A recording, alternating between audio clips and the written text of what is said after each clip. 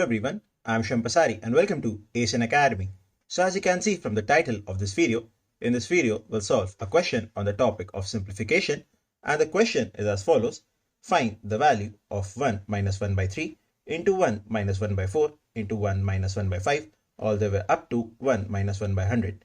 Now we are provided 4 options for this question. Option A 1 by 5, option B 1 by 10, option C 1 by 50 and option D 2 by 5.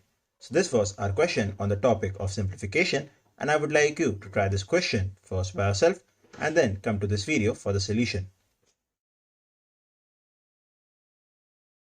I hope that you've tried the question and you've got the solution, and if you didn't, then let's check the solution. So according to our given question, we have to find the value of 1 minus 1 by 3 into 1 minus 1 by 4 into 1 minus 1 by 5 all the way up to 1 minus 1 by 100. Now in order to solve this question, we have to calculate the single value of each bracket. So 1 minus 1 by 3 can be written as 3 in the denominator and 3 minus 1 in the numerator, that is equal to 2 by 3.